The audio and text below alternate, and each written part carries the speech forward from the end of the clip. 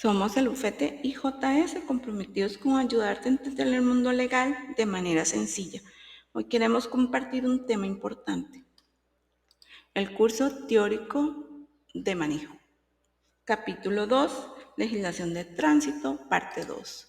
Hoy continuamos con los requisitos para obtener el permiso temporal por 3 meses a partir de que se solicita. Debe cumplir con estos requisitos, saber leer y escribir. En caso de que no sea así, que tiene esta limitante, pues hacer unos cursos especiales. Y si tiene una discapacidad, también informarlo para que tenga la ayuda y el acompañamiento adecuado. Aprobar el curso básico de manejo, ser mayor de 18 años, a excepción si va a obtener la licencia A1 y también si va a obtener la licencia B2, B3 y B4. Las edades son de 20 a 22 en los casos de la B2 y B3. También debe de aportar un dictamen médico emitido por un doctor que está adscrito al Colegio de Médicos y Cirujanos. También suscribir una póliza de responsabilidad civil para, en caso de daños, pues esta pueda responder. No tener infracciones según el artículo 143 y el artículo 161 del Código Penal. Debe también cumplir con los requerimientos de la licencia que desee adquirir. El acompañamiento que va a tener el aprendiz tiene que ser una persona que no esté bajo ni el aprendiz ni el acompañante estar bajo los efectos de alguna droga, licor, o que incumpla los lineamientos, ¿verdad?, de seguridad que la ley lo pida. El instructor debe poseer una licencia vigente y mayor a la que se va a optar, con por lo menos 5 años de haberla obtenido. En el caso de la licencia C2, que es la licencia para chofer de autobús, microbús, obviamente que no esté ningún pasajero, sino solamente el instructor y el aprendiz. Estos mismos requerimientos, en caso de ser una escuela o un instructor ya registrado, debe cumplir con esta normativa. Los requisitos de la licencia para conducir igualmente deben ser mayor de edad, y en caso de las licencias A1, que son excepcionales, licencia B2, B3 y B4 también, que indican ahí la edad, debe saber leer y escribir, y si no tiene estas condiciones, las mismas que dije sobre el permiso temporal, te pueden dar dictamen médico, aprobar el curso básico de educación vial, aprobar el examen práctico de manejo, ¿verdad? En el caso de la licencia C1, E1 y E2, no lo requieren. Por ejemplo, en el caso de la licencia C1, que es taxista, E1 y E2 es equipo especial.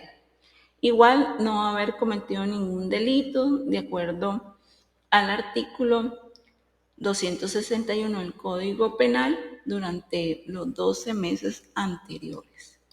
Como lo hemos visto en el capítulo 1, las reglas generales para usar las vías públicas, los conductores, los pasajeros de los vehículos y los peatones deben acatar de inmediato las indicaciones verbales o escritas que las autoridades de tránsito les indiquen en el momento de detenerlos. También en el camino pueden existir señales acústicas o luminosas que también deben ser respetadas y ejecutadas. Igualmente, que en caso de que exista algún dispositivo oficial de control de tránsito que haya sido instalado y funcione de acuerdo a las disposiciones legales y reglamentarias respectivas. Observar y cumplir las señales verticales y horizontales en las vías públicas. Conducir de manera que no se obstruya la circulación y se ponga en peligro la seguridad de los vehículos o de las personas. Los conductores deben de evitar las situaciones que impidan la libre circulación de tránsito. Aplicar el manejo defensivo y mantendrá una constante precaución y consideración mutua hacia los peatones y los demás conductores. Los conductores deben cumplir con el deber de velar por la integridad física de su persona, así como de las personas que los acompañan. Deberán utilizar y asegurarse todos los ocupantes los cinturones de seguridad. Como ya lo habíamos visto también anteriormente, las personas menores de 12 años y que midan 1,45 metros no pueden viajar adelante, sino tienen que estar en los asientos traseros. Cuando la estructura del vehículo por un asunto constructivo no tenga asientos traseros, entonces se exceptúa. Y también, en caso de que hayan asientos traseros, pero que están yendo adelante por una situación de salud, se debe también de demostrar que es así. Hay excepción también en algunos sistemas de retención infantil, por ejemplo, en el transporte público, en los taxis, en los autobuses. La excepción se da también en autobuses cuando es un servicio especial para personas que tienen estas condiciones, o sea, de 12 años, menores de 12 años, y que su medida de estatura sea de 1,45. Dependiendo de la vía y de sus condiciones, existen limitantes de velocidad, las cuales veremos y las analizaremos una por una. En autopistas de velocidad mínima será de 50 kilómetros por hora. Cuando no exista demarcación será de 60 kilómetros por hora, pero cuando hay zonas urbanas y de mucha población será a 50 kilómetros por hora. En pasos peatonales de vías públicas localizadas alrededor de planteles educativos con estudiantes presentes, centros de salud y donde se realicen actividades o concentraciones masivas, el límite de velocidad será de 25 kilómetros. Debe estar bien limitado y demarcado el punto de inicio y el punto de fin de esta restricción, así como las horas y los días en que tiene estos efectos. Los vehículos de emergencia tendrán excepción siempre y cuando estén realizando estas actividades y se identifique por las señales sonoras y lumínicas, podrán ir a una velocidad diferente a la de esta reglamentación. El uso de las luces será también regulado. De 6 de la tarde a 6 de la mañana se prohíbe la circulación de los vehículos sin las luces reglamentarias, con la excepción de que en caso de razones naturales o artificiales se dificulte la visibilidad, entonces se deben de encender las luces. La luz alta del vehículo se utilizará en las vías públicas siempre y cuando no transiten vehículos en sentido contrario para que no encandilen al conductor. La luz baja del vehículo se utilizará en las vías públicas cuando estén transitando vehículos en el sentido contrario y para que estos vehículos sean visibles. Las luces para la neblina se utilizarán únicamente cuando las condiciones del clima así lo requieran.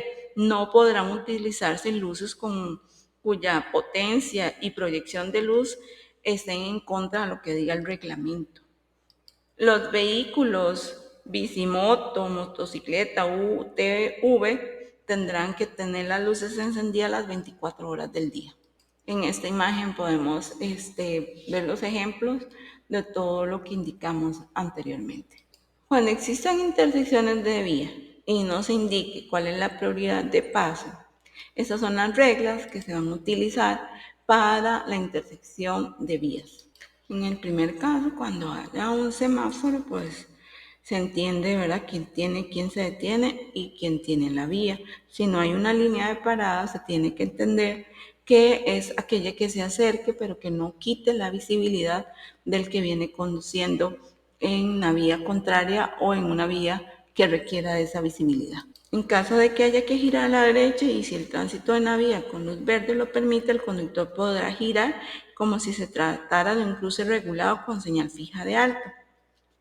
Sin embargo, se podrá prohibir el giro a la derecha con el semáforo en rojo en los sitios donde así exista una señal que lo indique. Después de las 22 horas y antes de las 5 de la tarde, si el tránsito en la vía con luz verde lo permite, el conductor podrá continuar el paso como si se tratara de un cruce regulado con señal fija de alto. Se podrá prohibir esta opción de paso con el semáforo en rojo en los sitios en que técnicamente se justifique, en cuyo caso se colocará el señalamiento fijo que así lo indique. Cuando la luz verde del semáforo otorgue el derecho de paso o cuando se gire a la derecha en rojo, el conductor cederá el derecho de paso a todos los peatones y ciclistas que se encuentren sobre la calzada. O sea, y también está en esta figura, cuando lo permite, en la figura esta que está arriba, donde lo permite que puede pasar, siempre y cuando no haya ningún peatón, ningún vehículo, ningún ciclista que esté pasando. La luz amarilla y la luz verde intermitente del semáforo indican que el conductor debe desacelerar para detenerse si aún se encuentra lejos del punto de cruce, o que si se encuentra muy cerca del punto de cruce deberá apresurarse sin exceder los límites de la velocidad para evacuar la zona de intersección. Si se trata de un acceso controlado con una señal de alto, el conductor detendrá el vehículo completamente en la línea de parada, aun cuando cuente con suficiente visibilidad y no circule ningún vehículo sobre la vía con prioridad de paso. Si no existe la línea de parada, se detendrá al llegar al punto más cercano de la vía que va a cruzar. Para realizar tal maniobra, cederá el derecho de paso a todos los peatones, que es un alto común y corriente. En las intersecciones señaladas con una tecla, con una señal de seda, el conductor debe disminuir su velocidad de forma que pueda observar el tránsito que se aproxima por las otras vías. Si se aproxima un vehículo que por su cercanía o rapidez puede poner en peligro la seguridad, pues usted debe detenerse, ¿verdad? Y los vehículos de emergencia obviamente tienen una prioridad siempre y cuando sea para el uso que se requiere. Y también tiene que activar los dispositivos sonoros y lumínicos para que pueda dar la señal de que viene con prisa y que requiere del espacio.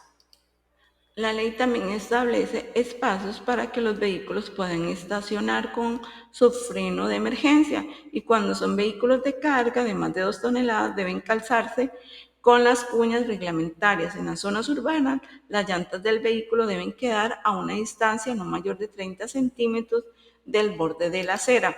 También se prohíbe estacionar un vehículo en las siguientes condiciones. Se prohíbe estacionar en las entradas o salidas de planteles educativos, hospitales, clínicas, estaciones de bomberos, Cruz Roja, estacionamientos privados o públicos y garajes de casas. Asimismo, locales o edificios mientras se lleven a cabo espectáculos o actividades deportivas, religiosas, sociales, siempre que se encuentren identificada la información al público en general. En las calzadas o en aceras, o sea, no se puede subir a la acera y parquearse ahí en lugares donde se indiquen un horario. También cerca de hidrantes, cerca de intersecciones en vías no urbanas, en pendientes o en curvas, en vías públicas, salvo que por razones especiales, en cuyo caso el conductor colocará su vehículo fuera de la calzada señalando su presencia. Por ejemplo, digamos que se varó, entonces tiene que indicar, ¿verdad?, los dispositivos de emergencia. En espacios que sean exclusivos para ciclovías es prohibido. En zonas que son espacios exclusivos para personas con discapacidad,